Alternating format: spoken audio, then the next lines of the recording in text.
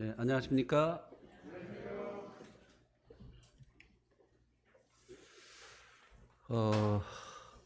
벌써 10월이 왔습니다. 한 주가 지나가고 둘째 주가 됐어요. 누가 그러더라고요. 인생의 그 지나가는 속도가 나이와 비례한다. 실감이 납니다. 예. 그 65km로 가는 것 같아요. 아유, 예, 너무 빨리 가요. 예. 오늘 말씀 본문은 빌립보서 4장 10절에서 16절까지 말씀이 되겠습니다.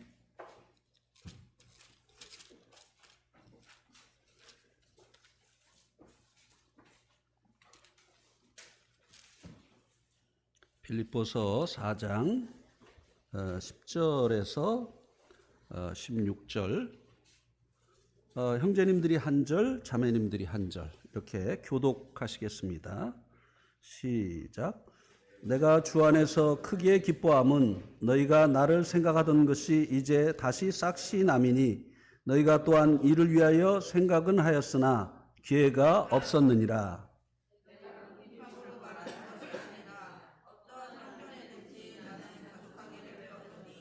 나는 비천에 처할 줄도 알고 풍부에 처할 줄도 알아. 모든 일 곧 배고픔과 풍부와 궁핍에도 처할 줄을 아는 일체의 비결을 배웠노라.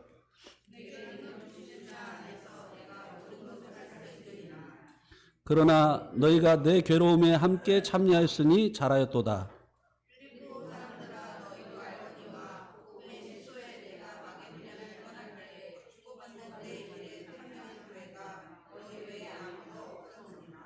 (16절은) 같이 읽겠습니다. 데살로니가에 있을 때에도 너희가 한 번뿐 아니라 두 번이나 나의 쓸 것을 보내었도다. 예. 오늘 말씀은 빌립보 성도들의 연보에 대해서 사도 바울이 감사하는 내용입니다. 그런데 이 말씀 속에 연보에 관한 교훈도 담겨 있습니다. 특별히 이 연보가 연보를 받는 일꾼들에게 어떠한 일들을 하는가에 대해서 말씀을 해주고 있습니다. 그래서 오늘 말씀의 제목은 연보가 하는 일들이라고 하는 제목으로 말씀을 드리려고 합니다. 10절 말씀에서는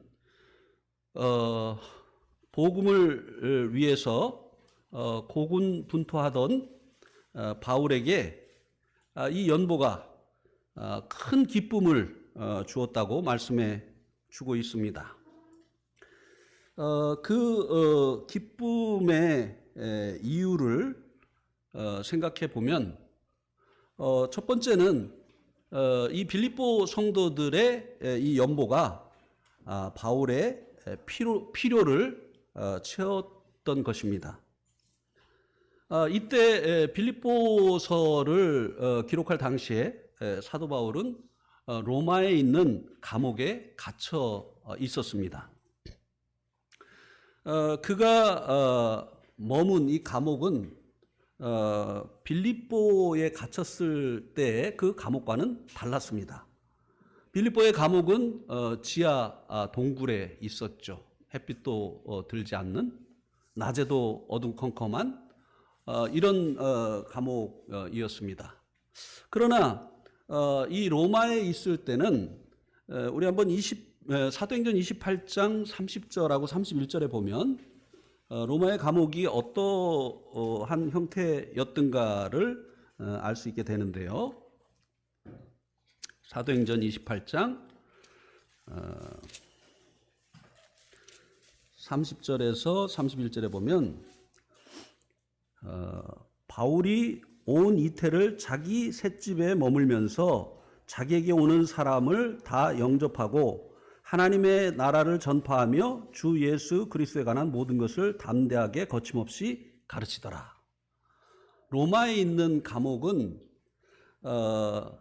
자기가 세를 내서 집에 머무는데 로마 정부에서 재판을 받기까지 2년이 걸린 모양이에요.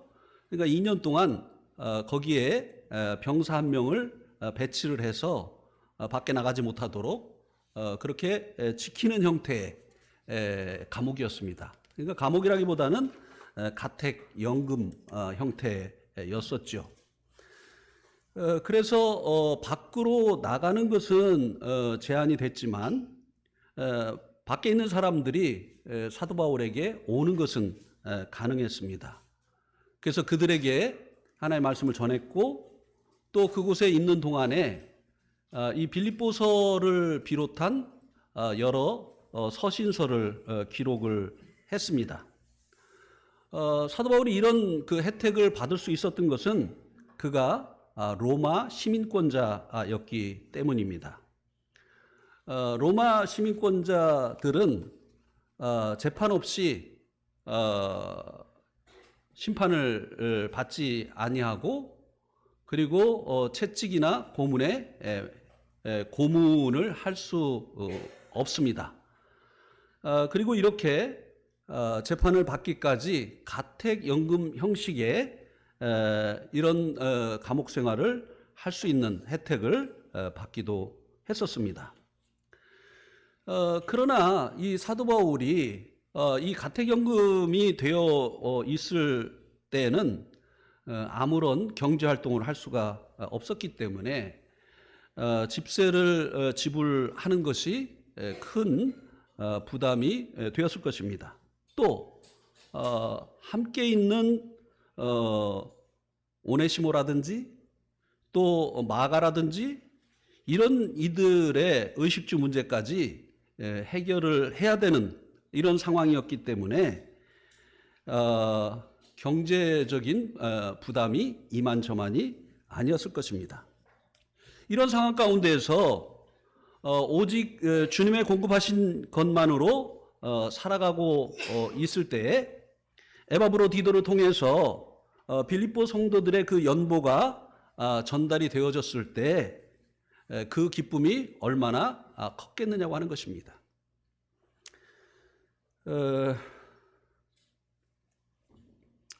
사도 바울이 감옥에 갇혔는데 무슨 그 물질적인 필요가 있었겠느냐라고 하는 그런 생각을 우리가 할 수 있기 때문에 그때 사도 바울에게 어떤 물질의 필요가 있었는가를 이렇게 설명을 드린 것입니다. 그리고 또 이게 이제 적절한 예화가 될지는 모르겠습니다만 옛날에 저희들이 이제 구원을 받았을 당시에는 자주 일꾼의 집에서 먹고 자고 하면서 지냈었습니다.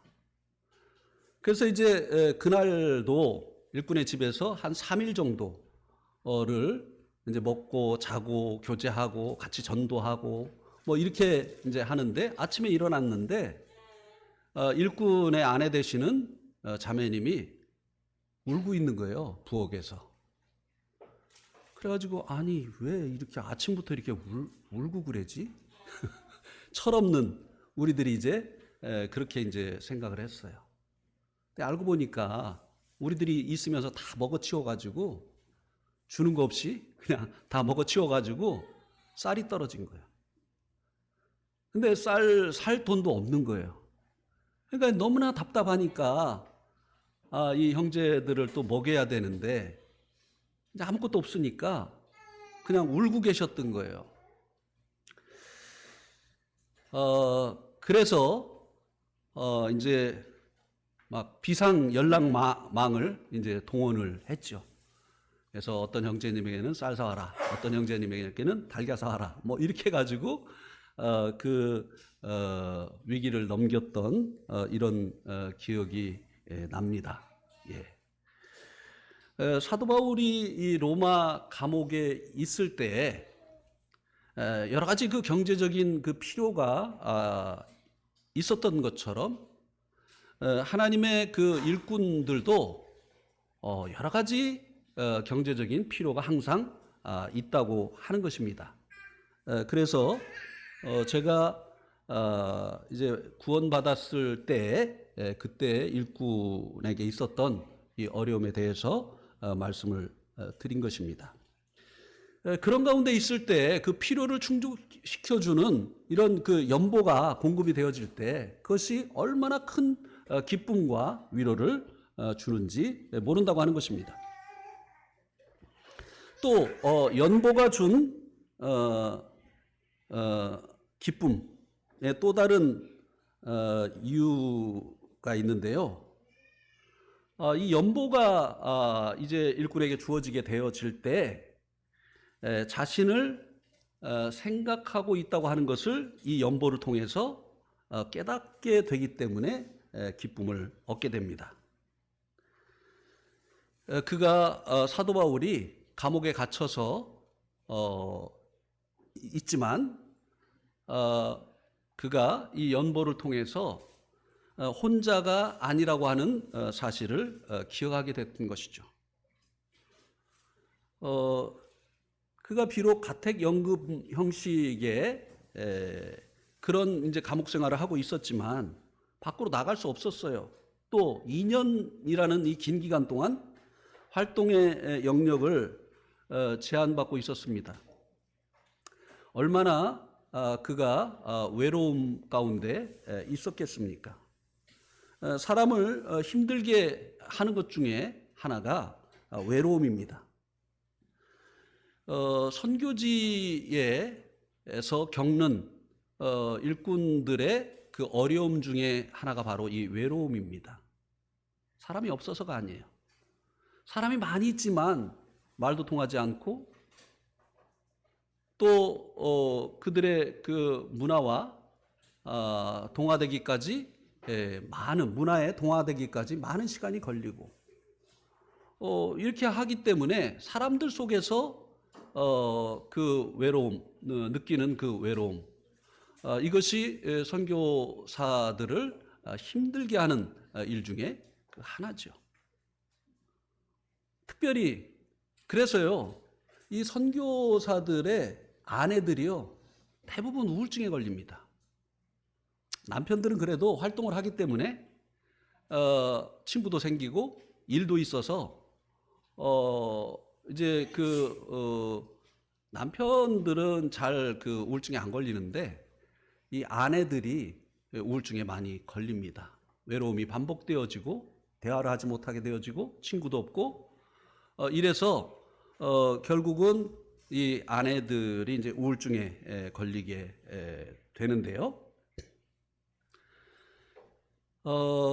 이런 상태에 있는 선교사들에게 고국에서 전해오는 이 연보가 굉장한 그 위로를 주는 거죠.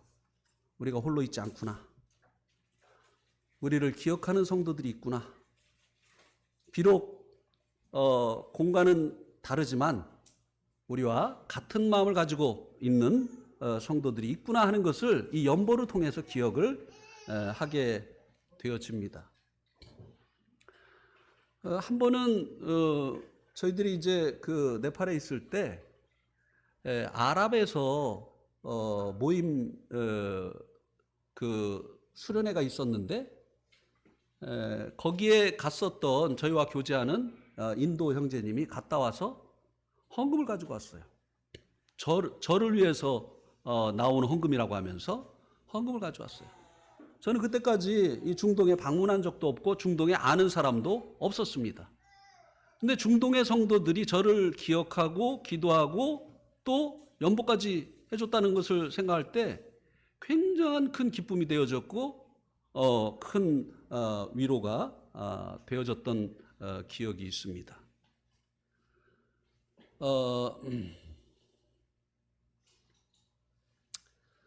또 언젠가는 미국 그 시카고에서 우리 이제 얼마 전에 그 김은묵 형제님이 이제 오셨다 가셨는데요. 그분이 이제 미국 시카고에 계셨었거든요. 근데 미국 시카고 한인 모임에서 또 헌금이 온 거예요. 그래가지고 야, 미국에 있는 성도들도 우리를 기억하고 있구나. 이 네팔 선교의 일에 이렇게 동참을 하고 있구나 하는 것을 생각하게 되면서 큰 위로를 받았던 기억이 있습니다. 그런데요, 사도 바울이 11절에서 13절에서는 이 연보에 대해서 말하는 것이 자신이 궁핍하기 때문에 도움을 요청하기 위해서 하는 것이 아니라고 말하고 있습니다. 일꾼들이 가장 말하기 힘든 게 이 연보예요. 왜냐하면 연보 얘기하면 자기 도와주라고 하는 그런 얘기로 비춰질까 봐. 사도 바울이 지금 그것을 얘기를 하고 있는 것입니다.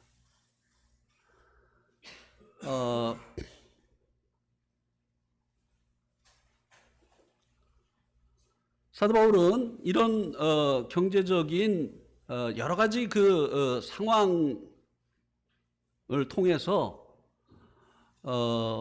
그 능력 주시는 주님으로 인해서 이런 상황을 대처할 수 있는 일체의 비결을 배웠기 때문에 자기의 그 필요를 도와달라고 하는 그런 의미에서가 아니라 연보가 가져다 주는 여러 가지 그 일들에 대해서 이야기를 하면서 성도들을 교훈하기를 원했던 것이죠.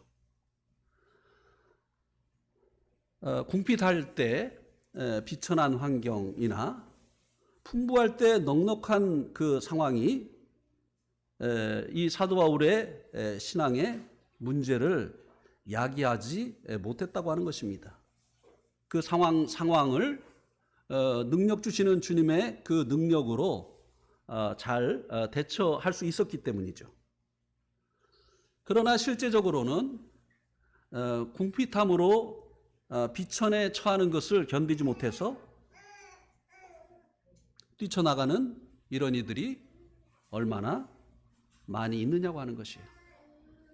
그 상황을 견디지 못해서 결국은 그 상황을 통해서 이제 가르치시는 주님의 그 가르침을 받고 또 주님이 어떠한 분이신가를 경험할 수 있는 이런 기회로 삼지 못하고 이제 뛰쳐나가는 이런 경우가 적지 않은 것을 우리들이 볼 수가 있게 되죠. 또 그 반대로 풍요로움이 그 일꾼들을 타락하게 하는 경우도 얼마나 많이 있느냐고 하는 것입니다. 처음에는 우리의 시민권은 하늘에 있다. 그래서 재물을 하늘에 쌓아야 된다. 외치던 일꾼들이 시간이 지나면서 더 이상 그 말을 하지 않게 되어지고 그리고 그 자신이 했었던 말과는 반대가 되어지는 그런 삶을 살아가는 이런 경우가 얼마나 많이 있느냐고 하는 것입니다. 이것은요, 육신이 궁핍한 환경을 싫어하고 풍요로움을 누리기를 원하는데요. 이 육신을 십자가에 못 박지 못한 결과로 인해서 나타나는 것이라고 하는 것입니다. 육은요, 항상 풍요로움을 원하죠. 육은 정말 이 궁핍한 것을 싫어합니다. 자기가 비천한 환경에 있는 것 견디지 못합니다. 그러나 이 모든 일들이 주님의 그 계획 속에 있다는 것을 알게 되어질 때 그 가운데서 주님을 배우고 또 주님을 경험하고 하는 이런 일들이 필요한 것이죠. 궁핍함은 기도를 통해서 풍요로우신 주님을 경험할 수 있는 최상의 기회입니다. 사도 바울이 로마에 있는 감옥에서 그것을 경험할 수 있었던 것이죠. 그가 이제 자유로운 그 몸일 때는 텐트를 지어서 얼마든지 자신들의 그 필요를 채울 수 있었습니다. 그런데 이 로마 감옥에 있었던 2년 동안은 그것이 불가능했죠. 그래서 오직 주님만을 바라볼 수밖에 없었습니다. 의식주 문제, 또 생활에 필요한 경비를 충당하는 그 길이 오직 주님밖에 없었어요. 이 시대에는 지금처럼 선교 후원회도 없었습니다. 먼 곳에서 바로 송금할 수 있는 은행 송금 시스템도 없었을 때이죠. 오직 인편을 통해서만 경비를 전달받을 수 있는 환경이었죠. 이와 같은 환경을 우리가 생각한다면 그가 여러 가지 환경 속에서 일체의 비결을 배웠다고 하는 사실이 얼마나 놀라운 것입니까? 저희들이 이제 언제 좀 고민을 했었느냐면요. 아이들이 대학을 가게 되니까 고민이 되더라고요. 한국 대학 학비가 그때 이제 애들이 둘 다 이제 사립대학을 이제 갔기 때문에 한 학기에 한 400만 원 정도 이렇게 됐거든요. 근데 그때 어떤 생각이 드느냐면, 야, 앞선 일꾼들 참 놀랍다. 어떻게 애들을 그렇게 대학을 보내고 그렇게 했을까? 참 놀랍다. 그만큼 우리는 막막했어요. 예. 그런데 이제 지연이가 이제 대학을 이제 가게 되니까 분당 북부교회에서 지연이 이제 그 대학 가게 됐다고 특별헌금을 해서 보냈어요. 참 놀라웠습니다. 저희들이 이제 지연이 대학 갑니다라고 기도 부탁 안 했거든요. 근데 늘 기도를 하는 이런 이제 교회였기 때문에 이제 그것을 기억하고 이제 특별헌금을 해서 보내주었죠. 그래서 아이고 우리 지연이 이제 등록금은 분당 북부교회에서 대줄 모양이다. 웬걸요? 한 번 하고 이제 끝이었어요. 그 다음에 어떻게 됐느냐면 우리 지연이가요 공부를 잘해가지고요 장학금을 타는 거예요. 예. 생각도 못했던 일이에요. 근데 이제 호연이 차례가 됐습니다. 호연이 차례가 됐는데 호연이는 이제 돈이 더 비싼 대학을 갔어요. 예. 근데 생각지도 않았던 싱가포르에서 또 헌금이 온 거예요. 이 싱가포르 그 앙모기요 모임, 이 모임도 이제 네팔에 자주 와서 의료 캠프도 하고 그렇게 이제 하는 모임이었기 때문에 제가 정말 놀랐어요. 왜 놀랐느냐면 선교사들의 그 자세한 상황을 놓고 기도하고 있구나. 우리 둘째가 이 대학 갈 때가 되어졌다는 것까지 알고 기도하고 있었구나. 예, 참 놀라웠어요. 그래서 이제 우리 호연이 등록금은 또 앙모기요 모임에서 담당을 해줄라나 이렇게 했는데 또 그냥 한 번 오고 이제 끝인 거예요. 그럼 호연이 어떻게 됐느냐? 진짜 호연이는 지연이보다 공부를 못했기 때문에 기대를 안 했어요. 이 호연이는.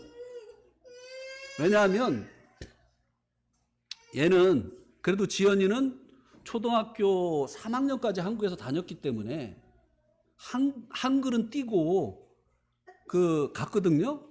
근데 호연이는 초등학교 한 달 다니고 그리고 이제 네팔에 간 거잖아요. 그런 애가 어떻게 한국에 와가지고 대학 공부를 해요. 그래서 영어로 가르치는 학교가 아니면 얘는 공부 못한다 이렇게 생각을 해서 처음에 이제 그 한동대학을 했는데 거기 떨어졌잖아요. 지연이도 처음에 거기 넣었는데 떨어지고 호연이도 이제 거기 넣었는데 또 떨어지고 두 번째 갔더니 교목과장이 저를 보고 어디서 많이 뵌 분이라는 거예요. 그래가지고 제가 화가 나가지고 지난번에 우리 딸 왔는데 안 붙여줬잖아요. 그러니까 기억하시지. 요번에는 우리 아들 좀 붙여주라고 했는데 또 떨어뜨렸어요. 그래가지고 이제 그 한동대학보다 다행히 이제 좋은 대학을 이제 주님께서 들어가게 하셨는데, 이제 이 호연이는 얘는 장학금 받을 거라고 이제 생각을 못했죠. 그런데 제가 이제 정확히 기억을 못 하는데요. 한 번인가? 호연이가 장학금 못 받은 게 한 번인가요? 예? 모르겠어요. 싸그리 장학금을 받았어요. 예.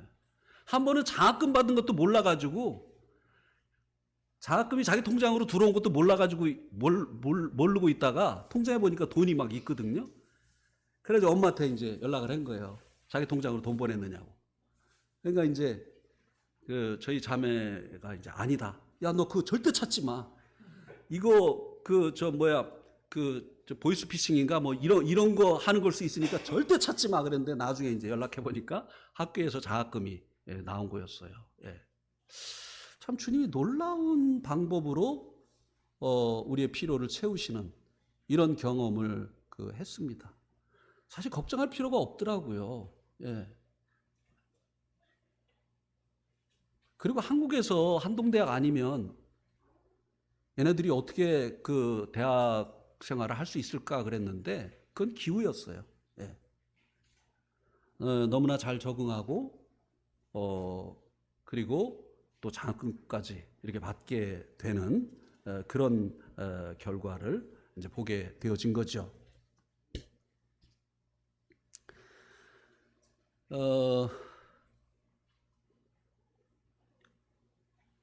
그래서 이런 연보들을 통해서 풍요로우신 주님을 이제 경험할 수 있는 이런 기회가 되는 것을 우리들도 경험을 했습니다. 또 이제 이 부족함, 이것은 주님의 그 풍부함을 배울 수 있는 적기가 되지만, 그러나 오늘 제가 말씀드리는 것은 일꾼들에게 주어지는 그 연보에 대해서, 연보가 하는 일들에 대해서 말씀해 주고 있지만 성도님들도 마찬가지예요. 성도님도 때로는 필요보다 이제 자신에게 주어진 그 물질이 적은 경우가 있잖아요. 그럴 때 이제 주님이 얼마나 우리의 그 필요를 살피시고 또 채우시는 분인가를 경험할 수 있는 좋은 기회라고 하는 것이에요. 그런데 중요한 거는요, 주님은 9회 말 투아웃 후에 역사하시는 분이에요. 그거 알아야 돼요. 예. 야, 이거 이제 여기서 더 이상 이제 기다릴 수가 없다. 이거 무슨 대책을 마련해야 된다. 고비를 넘겨야 되는 거예요. 그러고 나면 주님이 얼마나 우리에게 대해서 자비로우시고 또 풍성한 분이신가를 경험하게 하신 거죠. 근데요, 이거 한 번 경험하면요, 두 번 경험할 수 있는 힘이 생겨요. 두 번 경험하면 이제 세 번 경험할 수 있는 힘이 됩니다. 이렇게 여러 번 경험하게 되어지면 그 부족함이 오히려 주님을 기대하는 마음으로 기대하는 것으로 이렇게 바뀌게 되어지는 것이죠. 근데 이거 경험 못하면 계속 자기의 방법으로 살아가니까 힘든 것이죠. 그래서 이제 이 풍요로움은 또 주님께서 우리의 그 필요보다 넘치도록 주실 때가 있죠. 그럴 때는 이거는 사랑을 실천할 수 있는 놀라운 기회로 여겨야 된다고 하는 것입니다. 무슨 얘기냐면요, 나에게 왜 필요보다 넘치도록 주셨을까? 그것을 읽어낼 수 있어야 된다고 하는 거예요. 근데요, 주님이 이렇게 물질을 주시면요, 그 주신 이유도 바로 깨닫게 하십니다. 그런 경험 해보셨죠? 요번에 내 그 필요보다 더 많이 주님 물질을 주셨어요. 그런데 그 물질을 주님께서 나를 통과해서 어디로 가라고 바로 보여주셔요. 그래서 이 사도 바울이 일체의 비결을 배웠다고 했잖아요. 궁핍함뿐만 아니라 풍요로움, 넉넉함, 이것도 이제 그 경험을 그것을 어떻게 대처하는지 일체의 비결을 배웠다고 했는데요. 사실 부족하면 다 기도합니다. 그죠? 그러니까 부족한 것보다 극복하기 힘든 것이 무엇이냐면은 풍요로움이에요. 예. 풍요로움 어떻게 하죠? 내 생활 환경을 더 좋게 하고, 그동안 갖고 싶었던 거 사고, 예. 또 미래를 위해서 저축하고, 이렇게 하면서 하나님께서 넉넉하게 하신 것을 읽어내지 못하는, 오히려 그 풍요로움이 신앙을 이제 더 이상 하나님께 향하지 않고 자신에게 향하게 하는 이런 결과를 가져오기도 한다고 하는 것입니다.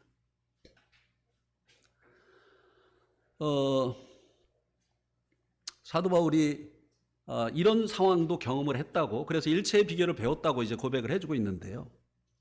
사도 바울에게 자신의 그 필요보다 그 물질이 넉넉했을 때, 성경에 나와 있지는 않지만 자신들의 그 동역자들을 서신서를 주어서 어느 교회로 보낼 때 그 경비를 주었겠죠. 주님이 이번에 이렇게 넘치게 공급하신 것은 이 일을 위해서 주님이 주신 거구나. 또 에바브로 디도같이 와서 병든 이런 그 동역자들의 치료비를 위해서 아낌없이 주었겠죠. 이렇게 이 풍요로움은 사랑을 실천할 수 있는 놀라운 기회가 되어진다고 하는 것입니다.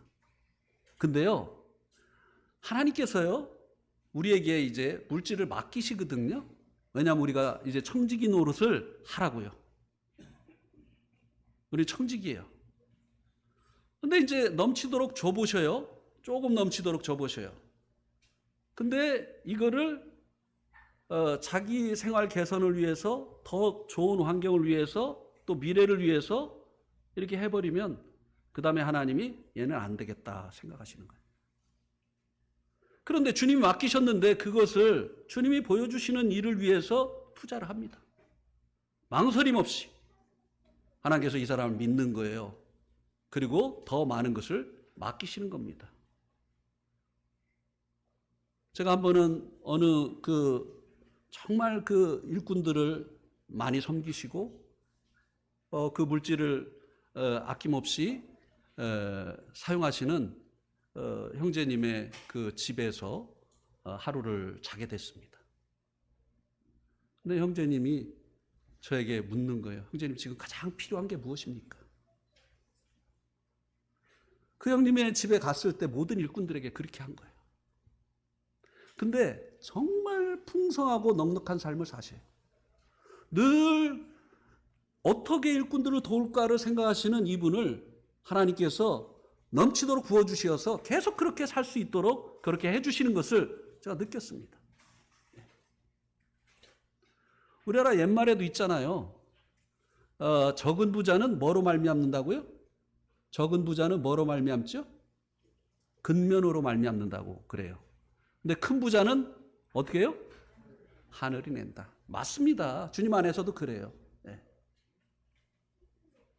근면하게 살고 아끼고 전략하고 이렇게 하면 아파트 평수 계속 늘려갈 수 있어요. 네. 적은 부자 될 수 있죠. 그러나 정말 이 큰 부자, 주님 안에서 큰 부자가 되는 이 비결은 하나님께서 이제 우리의 필요보다 넘치도록 주실 때 그것을 하나님이 원하시는 곳에 사용을 하는 것입니다. 하나님께서 맡기시는 거예요. 흩어 구제도 넉넉하게 된다고 했잖아요. 그죠? 과도히 아껴도 가난하게 된다고 했어요. 아끼면 그 아낀 것이 모아져가지고 부자가 돼야 되는데 아끼는데 자꾸 이 주머니가 어떻게 해요? 빵꾸가 나요. 구멍이 나요. 예. 애들이 막 아프다든지, 뭐 그냥 갑자기 사고가 난다든지, 막 아껴서 아낀 돈이 다 그런 데로 나가버리는 거예요. 근데 흩어 구제해도 주님께서 일이 잘 되게 하시는 거예요. 난 그런 분들 많이 봤어요. 어떤 분이 이제 부도를 맞아가지고 자기 땅을 다 잃어버리게 생겼어요. 그래가지고 어떤 형제님에게 나 이거 다 잃어버리게 생겼으니까 내 땅 좀 사라. 그래가지고 이제 그 산 땅을 이제 그분을 위해서 사줬어요. 근데 글로 길이 나는 거 있죠. 얼마 안 있어서 글로 길이 나는 거예요. 그러니까 그 땅값이 막 뛰는 거예요. 그렇게 해가지고 주님이 정말 이 부자가 되게 하시는 이런 거 참 많이 봤어요. 그 노력해서 되는 게 아니더라고요.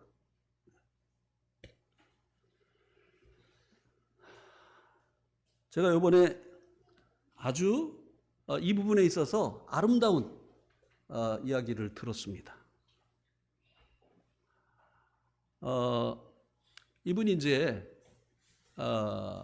그 영적인 이제 필요가 있어서 그 이제 그 영적인 필요를 물질적으로 이제 그 채워야 되는데, 이제 누군지 알까봐 제가 이렇게 어렵게 얘기를 하는 겁니다. 모르게 하려고. 그 물질적인 그 필요로 채워야 되는데 이제 부족한 거예요. 그래서 자기가 원래 있던 그 모임에 이제 기도 부탁을 했어요. 그러니까 이 모임에서 흔쾌히, 적지 않은 그 금액인데, 이 모임에서 흔쾌히 우리가 감당하겠습니다 라고 대답을 하고, 이 모임에서 기도 제목을 내려놨어요. 우리 모임이 이 정도의 금액을 이제 감당을 해야 됩니다 라고 이제 기도 제목을 내려놨는데, 이 기도 제목을 듣고 그 물질이 필요한 분의 아들 며느리가 집을 살려고 모아뒀던 그 돈을 주님이 부담을 주신 거예요. 이 물질을 드려라.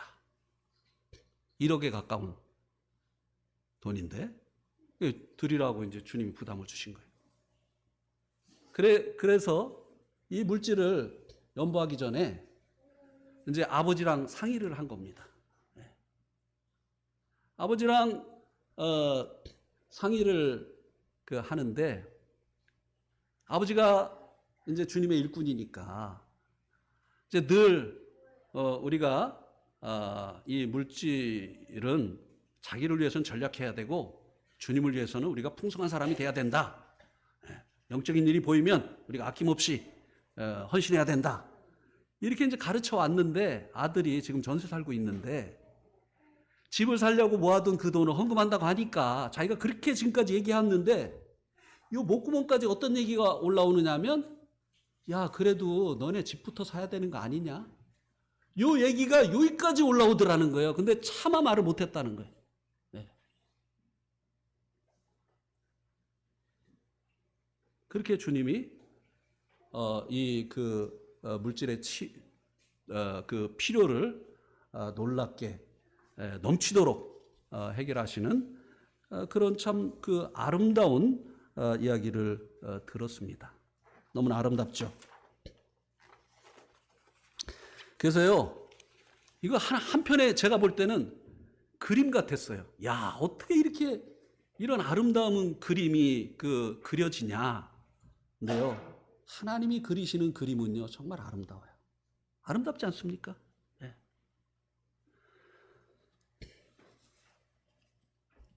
그래서 뭐 우리 내동에 뭐 그렇게 막 물질이 막 넉넉해가지고 넘치고 그러는 분들이 없는 것으로 알고 있어요.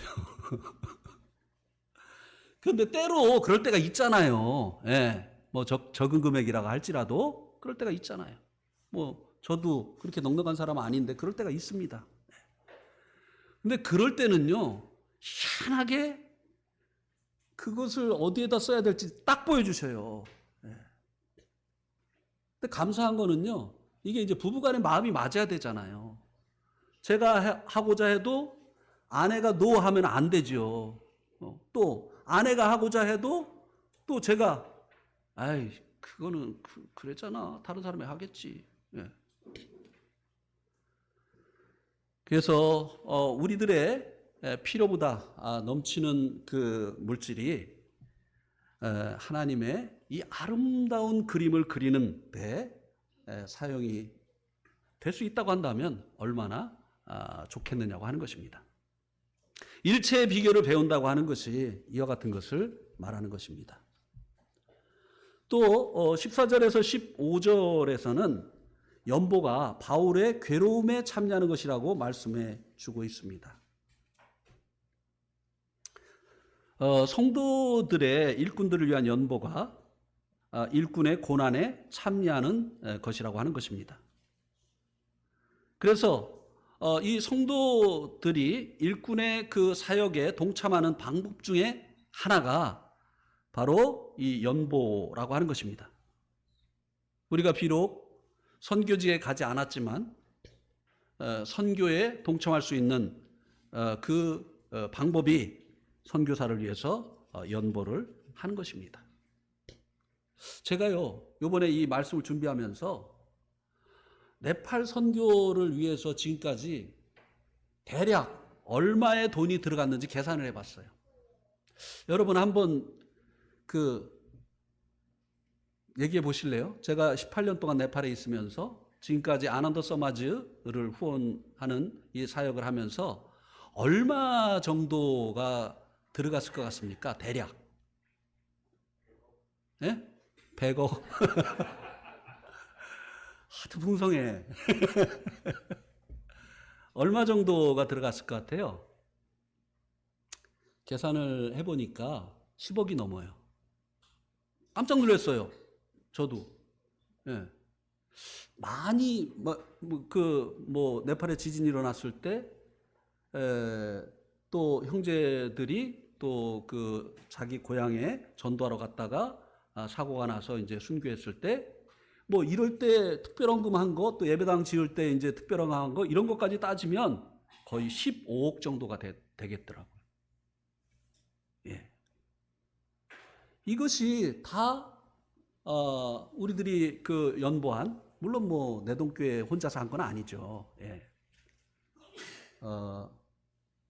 그런데 이것이 바로, 연보가 바울의 그 괴로움에 참여하는 것이라고 말씀해 준 것처럼 우리가 비록 선교 현장에 가지 않았지만 또 그곳에서 복음 전하는 일을 직접 하지 않았지만 그런 일들에 동참하는 그런 방법이 되어진다고 하는 것입니다. 그러나 사도 바울에게는 불행하게도 그가 이제 텐트 메이커였기 때문에 그럴 수도 있습니다만 이런 일에 참여한 교회가 빌립보 교회밖에 없다고 말씀해 주고 있어요. 예. 그리고 또 데살로니가 교회가 고린도 지역에서 이제 복음을 전할 때 한두 번 연보를 보내기도 하였다고 16절에서 말씀해 주고 있습니다. 그런데 이 빌립보 교회 또 데살로니가 교회 이런 교회들이 연보를 할 때 그들의 상황이 물질적으로 넘쳐나고 풍요롭기 때문에 남는 것을 가지고 한 것이 아니라고 하는 것을 말씀이 증거해 주고 있습니다. 그리고 한번 고린도 후서 8장을 한번 보시겠습니까?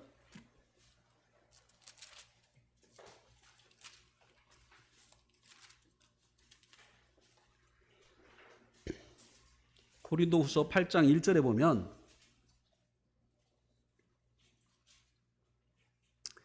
형제들아 하나님께서 마게도냐 교회들에게 주신 은혜를 우리가 너희에게 알리노니 환난의 많은 시련 가운데서 그들의 넘치는 기쁨과 극심한 가난이 그들의 풍성한 연보를 넘치도록 하게 하였느니라.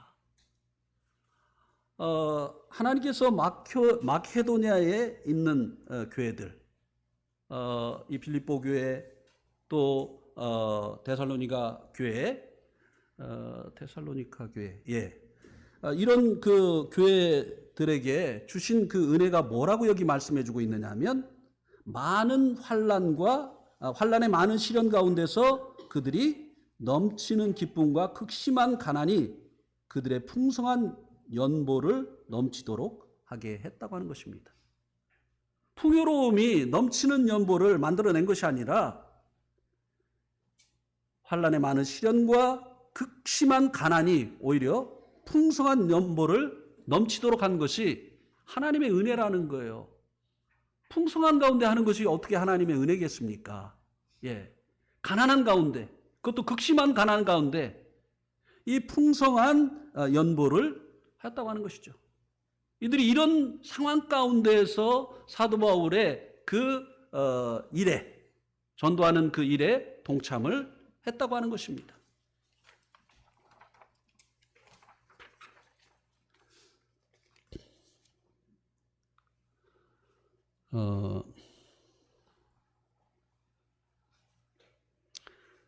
이 마케도냐 지역을 사도 바울이 떠난 후에 사도 바울을 후원하는 이 연보가 끊겼었죠. 그런데 10절 말씀해 보면 이들의 관심도 끊긴 것이 아니었고 다만 기회가 없었기 때문이라고 말씀해 주고 있습니다. 그것을 어떻게 사도 바울이 알게 됐죠? 사도 바울이 감옥에 갇혀 있다고 하는, 로마에 있는 이 감옥에 갇혀 있다고 하는 소식을 듣고 자신들의 일꾼인 에바브로디도를 통해서 연보를 전달해 준 것을 통해서 사도 바울이 그동안 연보가 끊겼지만 그들이 마음이 없었던 것은 아니었구나 하는 것을 알게 되어진 것이죠. 왜냐하면 그 당시에는 어떤 송금 방법도 없고 교통편도 여의치 않았기 때문에 이 빌립보에서 그 로마에까지 가려면 1100km 정도가 되는데 이 거리를 이제 자주 왔다 갔다 하면서 연보를 전해줄 수는 없었던 것이죠. 그러나 지금 상황은 이런 거리를 극복하고라도 연보를 전해주지 아니하면 사도 바울이 굉장히 어려운 가운데 처하겠구나라는 생각을 하게 되어지고 자신들의 그 사역자인 에바브로디도를 통해서 그들에게 이 사도 바울 일행에게 연보를 전해 주었던 것입니다. 이를 통해서 마음이 없었던 것이 아니구나. 이것을 사도 바울이 알게 되어지면서 기쁨을 얻게 되어지고 큰 위로를 얻게 되어지고 또 힘을 얻게 되어지는 이런 경험을 하게 되어진 것입니다.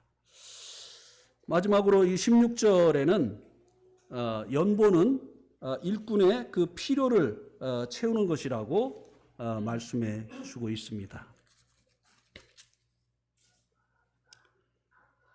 여기 16절에 보면 데살로니가에 있을 때에도 너희가 한 번뿐 아니라 두 번이나 나의 쓸 것을 보내었도다. 이 쓸 것, 이 연보가 일꾼의 쓸 것, 곧 필요를 채우는 것이다 하고 말씀을 해주고 있습니다.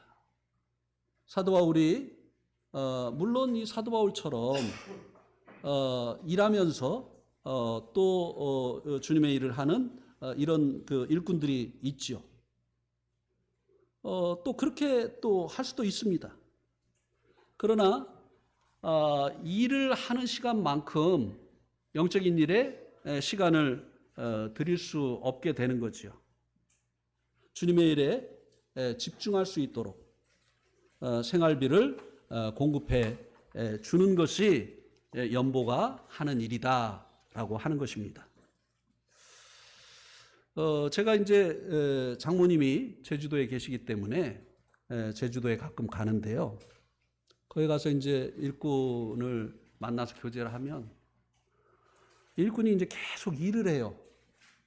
그러니까 시간을 내서 해야 될 일들이 많이 있는데 신방도 해야 되고 또 전도 사역도 해야 되고 또 이 일꾼의 마음에는 캠퍼스 사역을 하고 싶은 이런 소원이 있는데 직장에 매여서 그 일들을 못하고 있다고 하는 이런 이제 안타까운 사정을 이야기를 하는 것을 듣곤 합니다. 교회가 이 일꾼의 생활을 감당해 줄 수 있다고 한다면 옛날에는요 모라비안 교도들은 10가정이 한 명의 선교사를 보냈다는 거예요. 왜요? 자기들 11조 하면 10가정이 한 명의 선교사 얼마든지 후원할 수 있잖아요. 일꾼들도 마찬가지입니다.